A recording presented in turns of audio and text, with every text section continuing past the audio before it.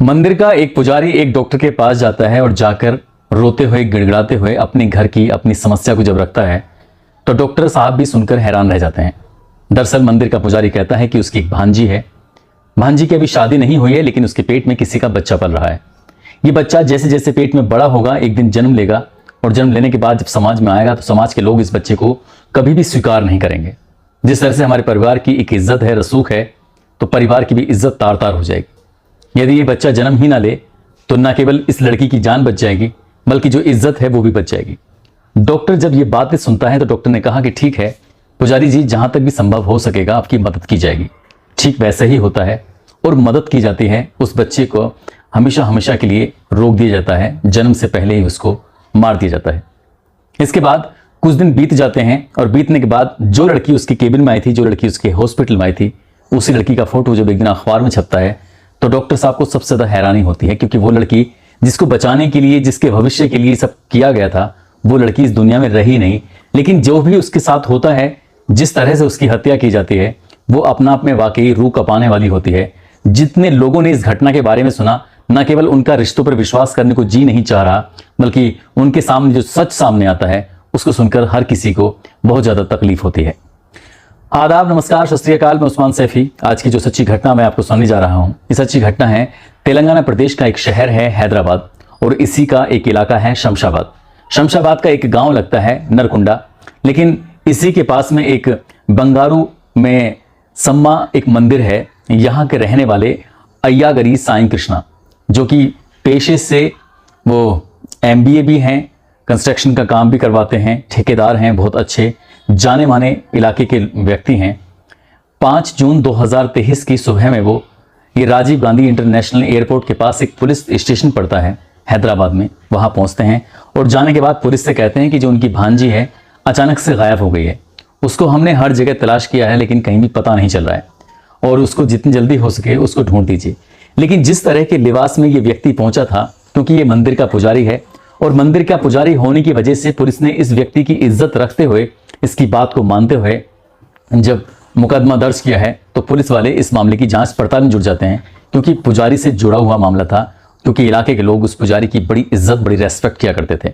Police की team उस लड़की के घर पर जाती है, उसकी मां से बातचीत करती है और बातचीत करने के बाद पता चलता है कि जिस दिन यानी कि 3 जून 2023 की शाम को वो अचानक से गायब हुई थी, उसके बाद वो कभी लौट कर नहीं आई। लेकिन आखिरी बार वो किसी और के साथ नहीं थी, अपने ही मामा पुजारी के साथ थी। अब पुजारी से बातचीत की जाती है कि जब वो थी तो तुमने कहाँ देखा, क्या हुआ? तो पुजारी कहता है कि मैं उसे घर से लेके निकला था, लड़की को जाना था शमशाबाद के इलाके में जाना था, इसलिए मैंने उसको वहां छोड़ा, और मुझे आगे जाना था भद्राचलम में जाना था, इसलिए मैं उसको शमशाबाद में छोड़कर चला गया। पुलिस जब ये बात सुनती है तो पुलिस अपनी जांच आगे बढ़ाती है। दरअसल शमशाबाद से लेकर भद्राचलम तक की जो दूरी है लगभग 21 किलोमीटर के आसपास है, और एक जगह पड़ती है सुरूर नगर, जहां पर एक बेंगारू मैसम्मा का मंदिर है, और उसी मंदिर में ये पुजारी होते हैं साईं कृष्णा, यानी कि अय्यागरी साईं कृष्णा, जो मंदिर के पुजारी हैं। जब पुलिस इनसे बातचीत करती है तो उसके बाद फिर पुलिस इस मामले की जांच पड़ताल में जुट जाती है, और घर से लेकर शमशाबाद और शमशाबाद से लेकर भद्राचलम और सुरूर नगर तक जितने भी इलाके थे, इनके सैकड़ों की संख्या में CCTV जो कैमरे होते हैं सभी को तलाशा जाता है। CCTV के माध्यम से पता चलता है कि घर से मामा और भांजी दोनों साथ निकले हैं, लेकिन शमशाबाद में कहीं भी ऐसी जगह देखने को नहीं मिली जहां पर अपनी उसने भांजी को उतारा गया हो। लेकिन जब नहीं मिलती है तब पुलिस की जांच लगातार आगे बढ़ रही थी। उधर सोशल मीडिया पर यह खबर बहुत तेजी के साथ वायरल होने लगती है कि पुजारी की जो भांजी है वो अचानक से घर से लापता हो गई है, घर से गायब हो गई है। अब पुलिस ने चारों तरफ जितने भी इस लड़की के, चाहे CDR नंबर हो या फिर उसके दोस्त हों या जहां जहां वो आती थी जाती थी, हर किसी से संपर्क किया। उसकी माँ के जो संपर्क में आने वाले लोग थे उनसे भी संपर्क किया। जितनी भी जगह सूत्र थे हर जगह उन्होंने अपनी तरफ से बातचीत करने की कोशिश की, लेकिन पुलिस को कहीं से भी कोई सफलता नहीं मिल पा रही थी। इसलिए पुलिस के पास एकमात्र रास्ता बचा था, आखिरकार पुजारी से फिर से बातचीत की जाए।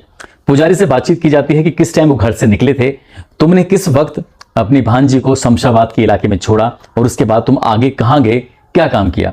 उनकी मोबाइल की लोकेशन, उनकी भांजी की मोबाइल की लोकेशन, जिसका नाम अफसरा होता है भांजी का, तो उसकी लोकेशन भी निकलवाई जाती है, इनकी लोकेशन निकलवाई जाती है, और पुलिस मामले की जांच पड़ताल करती है। CCTV कैमरे के माध्यम से पता चलता है कि उसने कभी शमशाबाद के किसी भी इलाके में उतारा ही नहीं था। आखिरकार वो गई तो कहाँ गई। अब पुलिस जब पुजारी से लगातार सवाल जवाब कर रही है तो पुजारी शुरुआत में तो सही बात कर रहा था, लेकिन जैसे जैसे वक्त आगे बढ़ रहा था सवालों की लगातार झड़ी लग रही थी, तो उसके बाद उसके जवाब गलत आने शुरू हो जाते हैं और पुलिस का शक यहीं से प्रबल हो जाता है, आगे बढ़ जाता है। अब पुजारी से पूछा जाता है कि आखिरकार तुमने अपनी भांजी को उतारा कहाँ है, वो जगह दिखाओ। जगह भी दिखाई जाती है, उसके आसपास सीसीटीवी कैमरे थे, लेकिन सीसीटीवी कैमरे में वो आता नहीं है। फिर वो पूछते हैं कि जो सच है वो सच बता दो, और नहीं तो पुलिस अपने तरीके से आपसे पूछताछ करेगी। जब पुलिस के सवालों के सामने टिक नहीं पाया तो उसने जब सच बताया तो वाकई वो बहुत ही भयानक था। दरअसल वो बताता है कि अपनी ही भांजी से वो फिजिकल रिलेशन में था, लिव इन में था।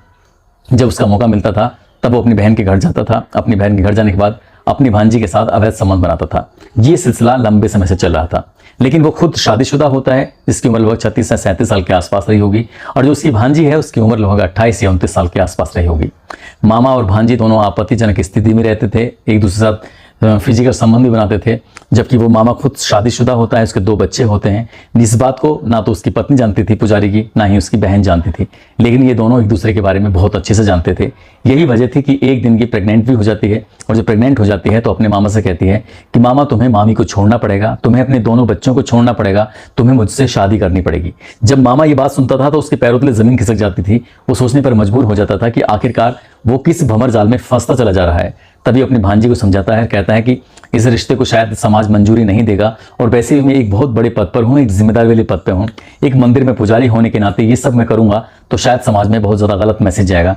इसलिए तुमसे हम्बल रिक्वेस्ट ये है कि इस बच्चे को गिरा दो। बात जब बच्चे को गिराने की आती है तब वो लगातार एक दूसरे पर इनमें झगड़ा भी बनता है। तब वो अपनी भांजी को किस तरह से मना लेता है, तैयार कर लेता है, और आखिरकार उसका गर्भपात करा देता है। गर्भपात तो करा देता है, लेकिन इन दोनों के जो फिजिकल रिलेशन थे उनमें कोई कमी नहीं आ रही थी। भांजी अपने मामा के प्रति बहुत ज़्यादा आकर्षित थी, इसलिए जब भी भांजी को मौका मिलता था तभी वो अपने मामा के साथ चली जाया करती थी, और यही वजह थी कि वो लगातार शादी का दबाव बना रही थी। शादी का दबाव बनाने की वजह से ही इन दोनों के बीच में झगड़े की रोज की रोज एक वजह बन जाया करती थी, और यहीं से उसने तय कर लिया कि अब वो अपनी भांजी को आखिरी बार समझाएगा। यदि वो मानती है तो ठीक है, नहीं मानती है तो अगला कदम उठाएगा। 3 जून 2023 की रात को वो उसे घर से जरूर लेता है, ये कहते हुए कि वो शमशाबाद जाएगी। अपनी माँ से जो लड़की बात करती है, अपने भाई की बात भी सुनती है, तो इस यहीं से उसे लगने लगता है लड़की को कि वो बिल्कुल सही जगह लेके जा रहा है। लेकिन लड़की की एक आदत थी, वो स्ट्रेस में रहने लगी थी। रात में वो अक्सर नींद की गोलियां खा के ही सोती थी, और वो जब उसके अपने मामा के साथ जाती है और जैसे ही घर से शमशाबाद की तरफ निकलती है तभी वो समझाता है कि मैं शादी नहीं कर सकता, मेरी मजबूरी है। उसे समझाने की कोशिश कर रहा था, लेकिन भांजी मान नहीं रही थी। इसी बीच में सोने का वक्त हो चला, तभी उसने नींद की गोलियां खाई और वो गाड़ी में ही सो जाती है। लेकिन 4 जून 2023 की सुबह लगभग 3:30 बजे के आसपास जैसे ही दिन निकलता है, मामा के दिमाग में ये सोचता है कि इससे हमेशा हमेशा के लिए किनारा करना ही पड़ेगा। तभी वो पास में एक पत्थर पड़ा होता है, पत्थर से अपनी भांजी के चेहरे पर लगातार एक के बाद एक वार करता चला जाता है। और जैसे ही वो, क्योंकि नींद के उसमें थी, क्योंकि उसने नींद की गोलियां खाई थी, इस वजह से वो शोर भी नहीं बचा सकी, इसलिए वो विरोध भी नहीं कर सकी। और उसकी जब तक उसकी मौत नहीं हो जाती तब तक उसका मामा पुजारी लगातार उसको मारता रहता है। अब उसने जो घर में यानी कि उसके पास जो कपड़े होते हैं खून से सने होते हैं, उन कपड़ों को वो पूरे इकट्ठे करता है, जो उसके पास सामान होता है उसको इकट्ठा करता है, और मौका मिलते ही उसमें आग लगा देता है।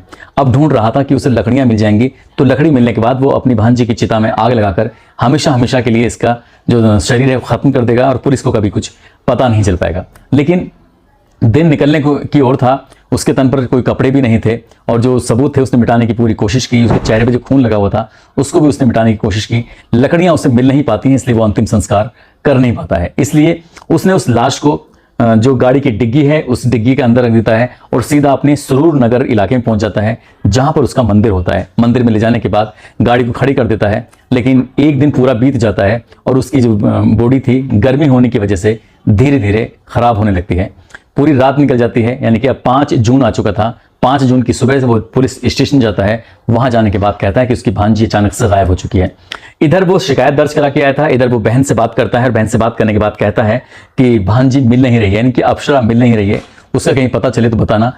आखिरी बार वो मेरे साथ थी, लेकिन उसके बाद वो आई नहीं है। माँ भी परेशान है और उस लड़की का मामा भी परेशान है, लेकिन लाश जो रखी थी वो गाड़ी के अंदर रखी हुई थी। अब वो जैसे जैसे आगे वक्त बढ़ रहा है वैसे वैसे लाश भी खराब होने की ओर चल रही थी, उसमें से हल्की हल्की बदबू आने लगती है। तभी उसे याद आता है कि मंदिर के पीछे एक मैन होल है, गटर है, उस गटर की तरफ वो रात के 9 बजे के आसपास 5 जून को लाश उस गटर के अंदर डाल देता है और डालने के बाद उससे लगता है कि आपको सब कुछ ठीक हो जाएगा, लेकिन जैसे ही 6 जून आता है तो उसमें से बदबू और ज़्यादा आने लगती है। तभी वो सुबह के वक्त जाकर मैन होल को बंद कराता है और बंद कराने के बाद अगले ही दिन यानी कि 7 जून को वो इंतजाम कराता है कि कुछ मिट्टी वगैरह, ताकि इस मैन होल के सुराग को, उसकी जो है अंदर से निकलने वाली दुर्गंध है, उसको बंद किया जा सके। उधर पुलिस लगातार अपने मामले की जांच कर रही थी। सीसीटीवी कैमरे वगैरह खंगाले गए तो पता चलता है कि उसने अपनी भांजी को कभी शमशाबाद में छोड़ा ही नहीं था। तभी वो पुलिस अब जब इसे सख्ती से पूछताछ कर रही थी तो पूरे घटनाक्रम को वो स्वीकार कर लेता है और स्वीकार करने के बाद बताता है कि मामा और भांजी दोनों के आपस में फिजिकल रिलेशन थे, जिसकी वजह से भांजी लगातार चाहती थी कि वो अपनी पत्नी को छोड़कर उससे शादी कर ले, लेकिन वो ऐसा करने में असमर्थ हो रहा था क्योंकि समाज की वजह से और जो उसके पास जिम्मेदारी थी, जो पद था, उसकी वजह से। इसलिए उसने अपनी भांजी को मारने में ही भलाई समझी। लेकिन कहते हैं कि क्राइम को कितनी भी शातिर तरीके से क्यों ना कर लिया जाए, क्राइम कभी छिपता नहीं है और इस पुजारी के साथ भी ऐसा ही होता है। पुजारी पुलिस की पकड़ में जाता है, 14 दिन की रिमांड पर भेजा जाता है। साथ ही पुलिस इस मामले की और जांच पड़ताल में जुटी है कि इस घटनाक्रम से रिलेटेड, इस घटनाक्रम से संबंधित कहीं कोई और बात तो नहीं है। पुलिस की कोशिश है कि कम से कम समय चार्जशीट लगाकर इस आरोपी को सख्त से सख्त सजा दिलाने की कोशिश करेगी, ताकि समाज में या लोगों में एक नजीर पेश हो कि अपराध करने वाला, चाहे कोई कितना ही अपना प्रिय है, चाहे कोई कितना ही सगा है, चाहे कितना ही ब्लड रिलेशन वाला है, लेकिन कानून सबके लिए बराबर है। कानून से कोई बचकर नहीं जा सकता। दोस्तों, इस पूरे घटनाक्रम को सुनाने का उद्देश्य किसी को परेशान करना नहीं है, किसी का दिल दुखाना नहीं है, बल्कि आपको जागरूक करना है, आपको सचेत करना है। और जाते जाते आज सूरज सिंह बघेल हैं, प्रयागराज के रहने वाले हैं। आज इनका जन्मदिन है। इनको जन्मदिन की बहुत सारी शुभकामनाएं, बहुत बहुत मुबारकबाद। आप सब लोग अपना ख्याल रखें, सुरक्षित रहें। जय हिंद, जय भारत।